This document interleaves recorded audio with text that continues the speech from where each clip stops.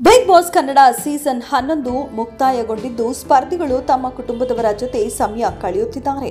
Winner Hanumantha ತನ್ನ ಹುಟ್ಟೂರಲ್ಲಿ ಅಪ್ಪ ಅಮ್ಮನ ಜೊತೆ ಇದ್ದಾರೆ. ಕೆಲ ಸ್ಪರ್ಧಿಗಳು ಮಾಧ್ಯಮಕ್ಕೆ ಸಂದರ್ಶನ ಕೊಡುತ್ತಿದ್ರೆ, ಇನ್ನು ಕೆಲವರು ಹೊಸ ರಿಯಾಲಿಟಿ ಶೋನಲ್ಲಿ ಬ್ಯುಸಿಯಾಗುತ್ತಿದ್ದಾರೆ. ಇದರ ಮಧ್ಯೆ ಫಿನಾಲೆ ವೀಕ್ಗೂ ಮುನ್ನ ಬಿಗ್ ಬಾಸ್ ಮನೆಯಿಂದ ಹೊರಬಂದ ಗೌತಮಿ ಜಾಧವ್ ಇನ್ಸ್ಟಾದಲ್ಲಿ ಒಂದು ಫೋಟೋವನ್ನು ಹಂಚಿಕೊಂಡು ಸಂಚಲನ ಸೃಷ್ಟಿಸಿದ್ದಾರೆ. ಹೌದು, ಬಿಗ್ ಬಾಸ್ನಿಂದ ಎಲಿಮಿನೇಟ್ ಆಗಿ ಆಚೆ ಬಂದ ತಕ್ಷಣ ಗೌತಮಿ ಅವರು ವನದುರ್ಗ ದೇವಸ್ಥಾನಕ್ಕೆ ಭೇಟಿ ಕೊಟ್ಟಿದ್ರು. ಇದರ ಫೋಟೋಗಳನ್ನು ಅವರು ಇನ್ಸ್ಟಾದಲ್ಲಿ ಹಂಚಿಕೊಂಡಿದ್ರು ಕೂಡ. ಇದೀಗ ಎರಡನೇ ಬಾರಿಗೆ ವನದುರ್ಗ ದೇವಸ್ಥಾನಕ್ಕೆ ಗೌತಮಿ ಭೇಟಿ ಕೊಟ್ಟಿದ್ದಾರೆ. ವಿಶೇಷ ಅಂದ್ರೆ ಈ ಬಾರಿ ಗೆಳೆಯ ಉಗ್ರ ಮಂಜು ಅವರು ಕೂಡ ಇವರೊಂದಿಗೆ ತೆರಳಿದ್ದಾರೆ.